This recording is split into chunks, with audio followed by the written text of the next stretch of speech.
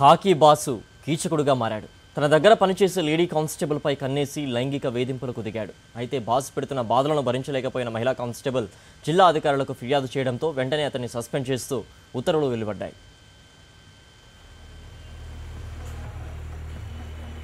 ఎవరికైనా అన్యాయం జరిగితే వెంటనే గుర్తొచ్చేది పోలీసులు. వారి దగ్గరికి వెళితే న్యాయం జరుగుతుందని భావిస్తాం. కానీ గుంటూరు జిల్లా నరసరావుపేట రూరల్ సిఐ శరత్ బాబు మాత్రం తన రూటే సెపరేట్ అంటున్నాడు. తన దగ్గరకు వచ్చేవారికి న్యాయం చేసే సంగతి పక్కన పెట్టి ఏకంగా తన స్టేషన్లోనే పనిచేసే ఓ మహిళా కానిస్టేబుల్తో అసభ్యకరంగా ప్రవర్తించడం మొదలెట్టాడు. నిత్యం అసభ్యకరపు మెసేజ్లు పెట్టడం, ఫోన్లో కూడా అదే రీతిలో మాట్లాడుతూ తన పైశాచికత్వాన్ని ప్రదర్శిస్తున్నాడు.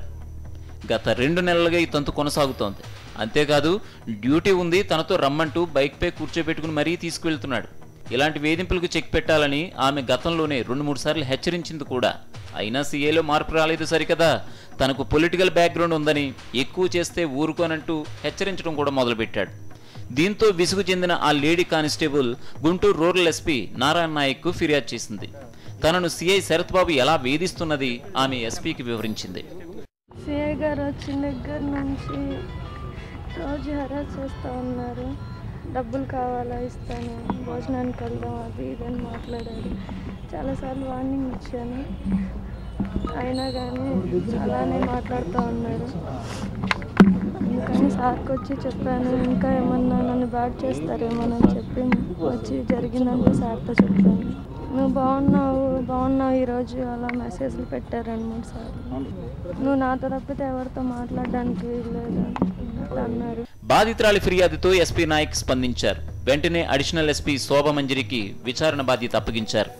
నరసరావుపేట సర్కిల్లోని ఎస్ఐలతో పాటు మరికొందరిని పిలిపించి ప్రాథమిక విచారణ జరిపిన శోభమంజరి ఉన్నతాధికారులకు ప్రాథమిక నివేదిక సమర్పించారు. దీన్ని పరిశీలించిన ఐజీ సంజయ్ వెంటనే స్పందించి కీచక సిఐ శరత్ బాబును సస్పెండ్ చేస్తూ ఉత్తర్వులు జారీ చేశారు. CI Sarath Babu Narasaraopet rural circle inspector sexually harass చేస్తున్నాడు అని చెప్పేసి చెప్పింది. దాని మీద గత 1.5 డేగా ఎంక్వైరీ చేశాము.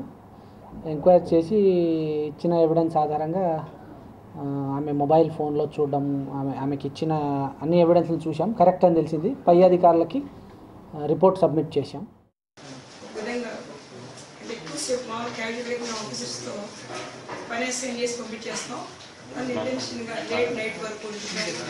తర్వాత బయటకు వెళ్ళేటప్పుడు జైన్ ఆఫీసర్స్ జెంట్స్నే మేము ప్రొవైడ్ చేస్తాం.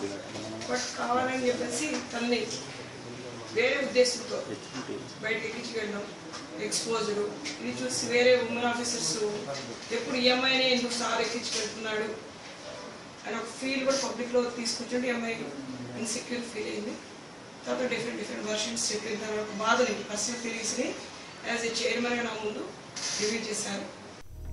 ఇటీవల 2 మహిళా కానిస్టేబుల్ తన్నుకుని రోడ్డెక్కిన సంఘటనను ఇంకా మరొక ముందే ఇప్పుడు ఓ సిఐ ఏకంగా మహిళా కానిస్టేబుల్పై లైంగిక వేధింపులకు పాల్పడడంతో పోలీస్ శాఖ పరువు మరోసారి బజార్ను పడినట్లయింది.